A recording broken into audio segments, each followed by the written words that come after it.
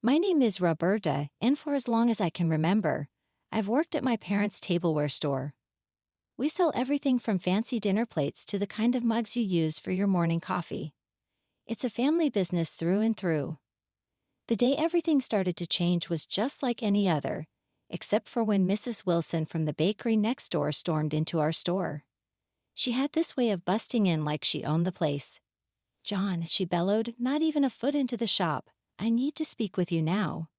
Her voice could slice through concrete. I was rearranging some ceramic teapots we just got in, but I paused to watch the scene unfold.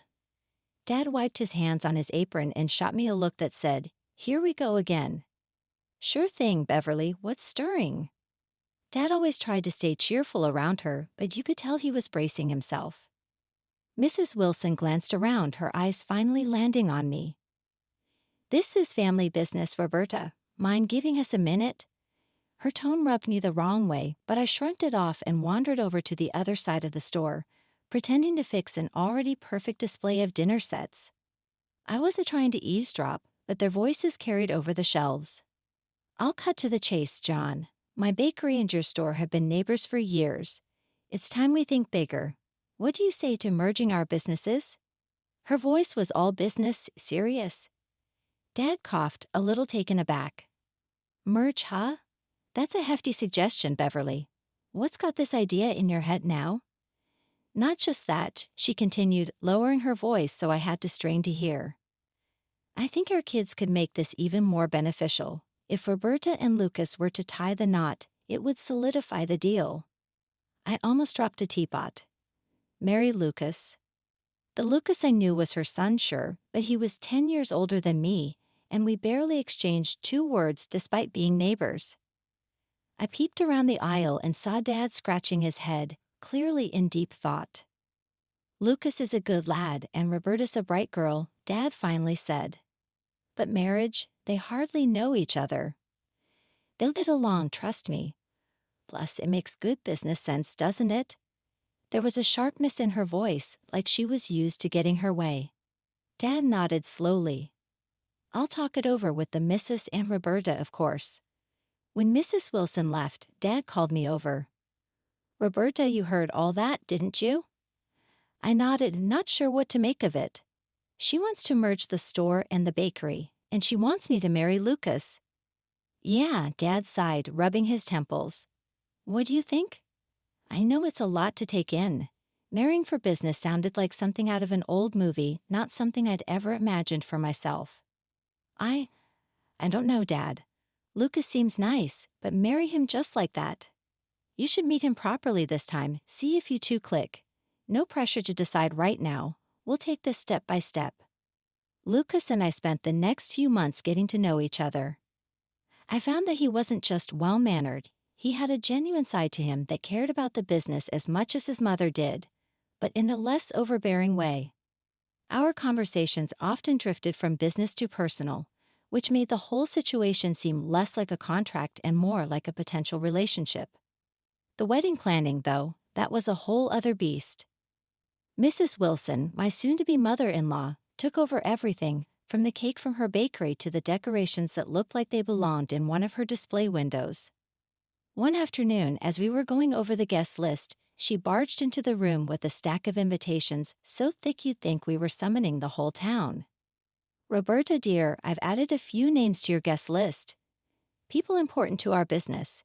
It's crucial they're there," she announced, dropping the stack on the table with a thud that made me jump. I bit my tongue, not wanting to start a fight. Lucas saw this and squeezed my hand under the table.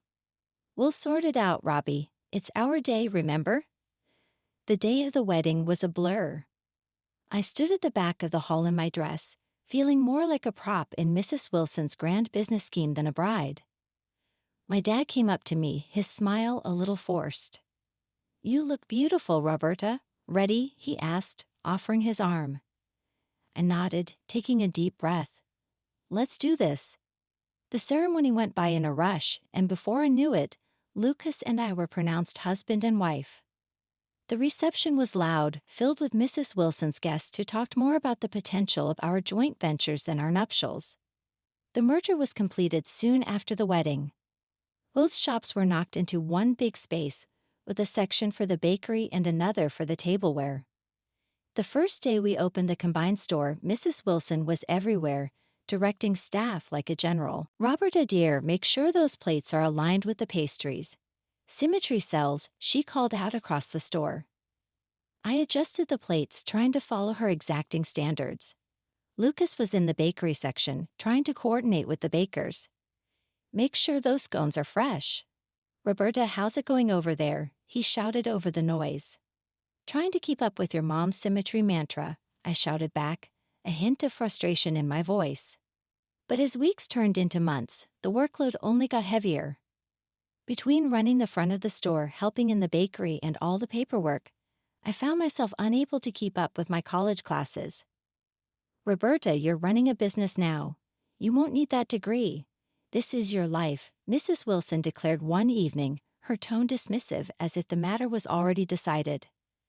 Her words, sharp and final, hit me harder than I expected. Living with them was supposed to save us money and make managing the business easier, she argued. It just meant longer hours for me since we were just a short walk from the store.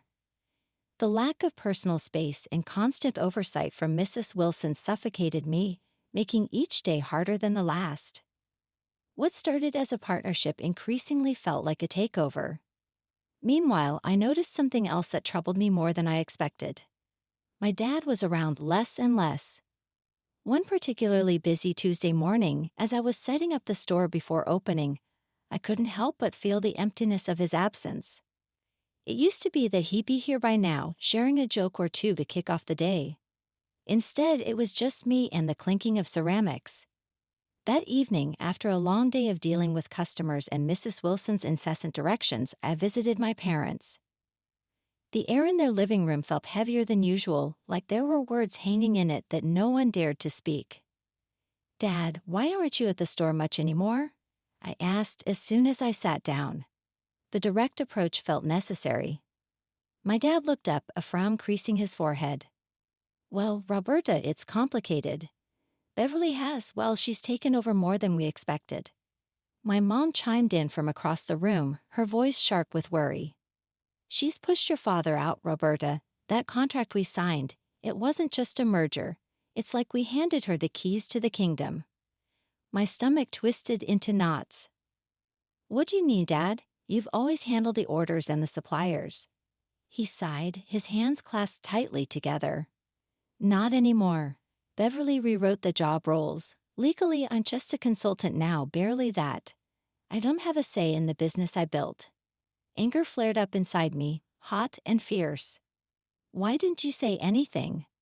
We thought we could handle it, sort it out without worrying you, my mom said, her eyes sad. But it's clear we can't. She's taking everything we've worked for, Roberta. The next day, I confronted Mrs. Wilson. It was early, just as the morning light began spilling into the store. She was arranging some pastries, her back to me as I walked in. Mrs. Wilson, we need to talk about my dad, I said, my voice firm, louder than I intended. She turned around, her expression one of mock surprise. Oh, what about him, dear? You know what I'm talking about. You're pushing him out of his own business. Why are you doing this? I demanded. Mrs. Wilson straightened up, wiping her hands on her apron as she faced me. Roberta, your father is getting older. He can't handle the stress of the business. It's better for everyone this way. I'm making things more efficient. That's not your call to make, I shot back. He built this place. You can't just sideline him because you think it's better. She scoffed, shaking her head. Business is tough, Roberta. It's not about sentimental value. It's about keeping the ship afloat and doing what's necessary. When the pandemic hit, it felt like someone had pulled the floor out from under us. Sales at the store plummeted every day. The empty aisles stared back at me, a grim reminder that things were bad and might get worse. It was during one of those quiet, worrying shifts that I decided we couldn't just sit around waiting for normal to return. Lucas, we have to pivot to online. We can set up delivery, maybe start taking individual orders, I said, trying to sound more confident than I felt. Lucas looked skeptical but nodded. It's worth a shot. Let's talk to Mom about it. I knew convincing Mrs. Wilson would be an uphill battle. She had her way set in stone and viewed online sales as a risky venture. True to form, when we brought it up, she dismissed it outright. "We're not some tech startup. We're a brick-and-mortar business. We'll wait this out," she declared, cutting off any further discussion. But I couldn't just stand by and watch everything we built crumble to dust. So I started something on the down low. After hours, I used our store's resources to build an online community. I sold dishes from the store and took to baking cakes after the bakery closed for the day. Orders began to trickle in, then flood. Keeping this from Lucas and Mrs. Wilson was exhausting. I was burning the candle at both ends, managing our secret online sales and my day job at the store. Nights turned into mornings, and I found myself sneaking back home well past midnight on many occasions. One night, as I tiptoed in, trying not to wake anyone, I found Mrs. Wilson waiting in the living room, her arms folded and her face a mix of anger and disappointment. "Where have you been, Roberta? Look at the state of this house," she snapped, her voice low but fierce. "I've been working, Mrs. Wilson. We got a rush of online orders tonight," I replied, my voice weary from too many long nights. "Online orders? What online orders?" Her voice rose, sharp and accusing. Before I could explain, Lucas came down, drawn by the noise. "Mom, what's going on? Ask your wife what's going on. She's running some secret side business and neglecting her duties around here." Mrs. Wilson shot back, glaring at me. Lucas turned to me, confusion and frustration written all over his face. What's she talking about?" I sighed, the fatigue of the last few weeks catching up to me. "I started an online store. It's been keeping us afloat since the pandemic started. I didn't tell you because your mom said no, and I didn't think she'd go for it." Lucas rubbed his temples, looking between his mom and me. "You should have told me, Roberta, and you," he turned to his mom, "should have been more open to her ideas." Mrs. Wilson's face hardened. "This is my house, and while you're under my roof, you'll follow my rules, both of you." The argument spiraled from there. Lucas, usually my ally, sided with his mom this time. "Roberta, you need to balance your time better, help out more around here." Defeated and heartbroken that Lucas didn't see how hard I was trying to save our business, I cut back on the online orders. I started spending my mornings cleaning the house instead of preparing shipments or baking. My afternoons were spent running the pastry counter, a reminder of what I had to scale back on to keep peace in the house. It was a dreary, rain-soaked afternoon, and I was straightening up the store hall when the door creaked open. A little girl, about 8 years old, stumbled in. Her clothes were drenched, sticking to her skin, and she was crying, her face streaked with tears. I rushed over to her, setting aside the stack of plates I was arranging. "Hey there, what happened? Are you okay?" I asked, trying to sound as gentle as I could. Before she could answer, Mrs. Wilson spotted us from the end of the aisle. She marched over, her lips pressed into a thin line. "What is this, Roberta? We don't have time for this today. She looks like a beggar. Put her out before others see." My stomach twisted at her words. "She's just a child, Mrs. Wilson. She's clearly lost and needs help." Lucas came over, having overheard his mother. His face was unreadable as he glanced at the girl, then back at me. "Roberta, Mom's right. We can't have kids like her running into the store. It's not good for business. Just handle it, okay?" I couldn't believe what I was hearing. "Lucas, she's scared and alone. We can't just throw her back out into the rain." Ignoring them both, I took the girl to a chair and wrapped her in a clean blanket from the back room. I made her a cup of hot chocolate, hoping to calm her down a bit. Mrs. Wilson was fuming. "This is exactly the kind of distraction we don't need, Roberta. You're responsible for any fallout from this." The girl managed to calm down enough to tell me her name was Sophie. She had wandered off from a park nearby and gotten lost. Just as she started to relax, the police arrived. They thanked me for looking after Sophie and told me her parents had been frantically looking for her. Turns out she wasn't far from home after all. After the police and Sophie left, Mrs. Wilson pulled me aside, her face stern and cold. "Because of your little stunt, I'm fining you. You took time away from your work to deal with this situation. You'll wash dishes for the next 2 days to make up for it." Lucas just nodded along with whatever his mom said, not once standing up for me. It stung more than I expected. That night, as I scrubbed pot after pot, my mind raced. I felt more like a servant than a part of the family. Lucas's support had always been my rock, but now he was just another weight dragging me down.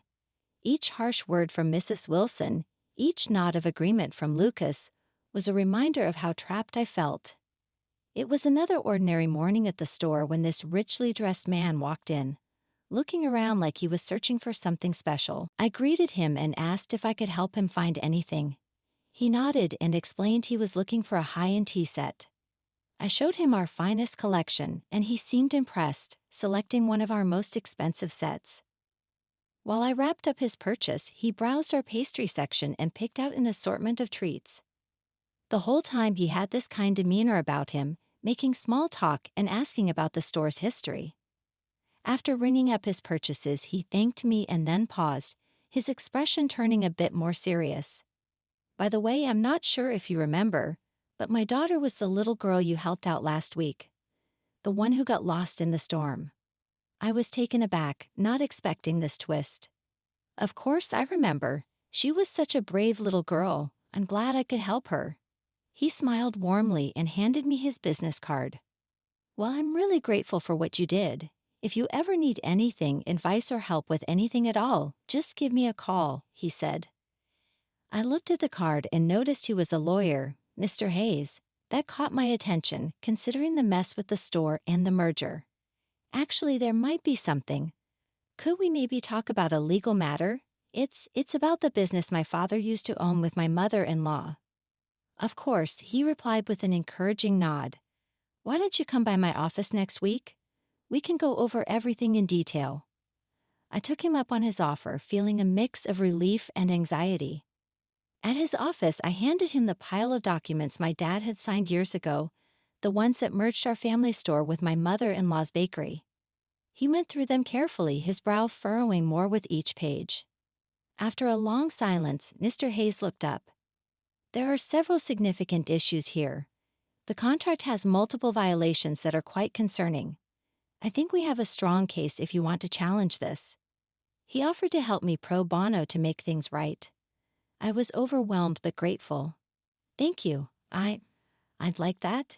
It's just hard, you know. It's my husband's family too." He understood my hesitation.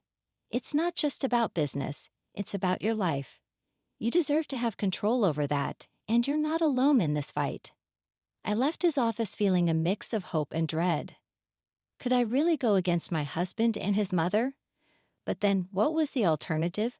Living under Mrs. Wilson's thumb? Watching the store my parents built from scratch being mismanaged?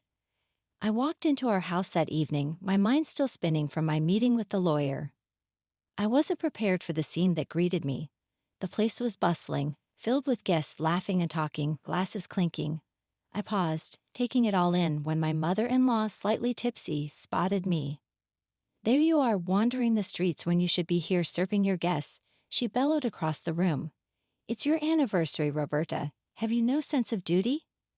I froze, my anniversary completely slipping my mind amidst the chaos of recent events. I'm sorry. I forgot," I stammered, feeling every eye in the room turn towards me. My apology did nothing to soothe her. In a fit of anger, she grabbed a nearby pizza box and hurled it at me, the box grazing my shoulder before tumbling to the ground. "Useless, absolutely useless," she shouted, her face red with fury. Before I could recover, Lucas, also showing signs of having had too much to drink, stumbled over to me. "And look at you, not even ready to eat. Wash up for heaven's sake," he slurred, tossing wine from his glass onto my hands and clothes in a mocking gesture. The wine stained my shirt, dripping cold and unwelcome against my skin. Something inside me snapped. The humiliation, the disrespect, the sheer injustice of how they were treating me, it all boiled over. I wiped my hands on my stained shirt and faced the room, my voice steady and loud enough to silence the room. "I've been to a lawyer. I'm getting a divorce, Lucas." The room fell completely silent. Lucas and his mother looked at me as if they had seen a ghost. "Who do you think you are?" My mother-in-law hissed, stepping closer. "You think you can just—" "I'm not finished," I cut her off, my voice ringing clear. "I'm challenging the merger of the store. There's been fraud, and I've already sent the documents to the authorities and to court." Lucas staggered slightly, his earlier bravado fading. "Roberta, you can't mean this." "I am also seeking financial compensation for everything I've endured here," I continued, ignoring his disbelief. The shock was palpable. Murmurs started to rise among the guests as my declaration sank in. I didn't wait for more questions or for the situation to escalate further. I turned on my heel and headed upstairs to pack my things. My mother-in-law followed, her tone shifting to desperation. "Roberta, please, let's talk about this. You're overreacting." I stopped, turned, and faced her one last time. Without a word, I handed her the lawyer's business card. "From now on, any communication goes through my lawyer," I said firmly. With that, I went to our room, my hand shaking but my resolve firm. I packed quickly, only essentials, only what I needed to start anew. I finally moved out of my mother-in-law's house and into a small apartment across town. It felt like breathing fresh air for the first time in years. I was on my own now, but I wasn't alone. My dad was with me, and together we were fighting to take back what was rightfully ours. My lawyer, Mr. Hayes, worked tirelessly on our case. He was a bulldog in the courtroom, fighting against the fraudulent merger my mother-in-law had orchestrated years ago. It wasn't long before we received the news we had been hoping for. The court ruled in our favor. They found Mrs. Wilson guilty of fraud and overturned the merger. Additionally, they imposed a hefty fine on her and awarded me financial compensation. The compensation was just enough to buy out her share in the business, a combined bakery and tableware store that my dad and I once ran together. It felt surreal to stand in front of the shop now fully ours again, without the shadow of Mrs. Wilson looming over us. Dad and I spent the next few weeks renovating the store, making it ours again. Every new coat of paint, every display rearranged, felt like reclaiming a piece of my soul that I had lost. Mrs. Wilson and Lucas were forced to find other jobs. The court costs and the fine took everything they had saved. I heard rumors about their struggles, but I kept my distance. Lucas tried to reach out once or twice, but I didn't respond. That part of my life was closed. I was focused on the future now. With the store back under our control, I resumed my college studies. I enrolled in night classes, determined to finish my degree. Sitting in a classroom again, I felt hope, a stark contrast to the despair I had felt under Mrs. Wilson's roof. One evening after closing the shop, my dad and I sat at one of the tables sharing a pot of coffee. "You know, Roberta, starting over like this, it's more than I could have asked for," Dad said, looking around the shop fondly. "I feel the same, Dad. It's like I finally woke up from a long bad dream." "We have a second chance here, and I'm not going to waste it," I replied, feeling a strength in my words that I hadn't felt in years. We talked about plans for the future, new products we could introduce, holiday sales to prepare for, and community events we could sponsor. It was exciting, invigorating, and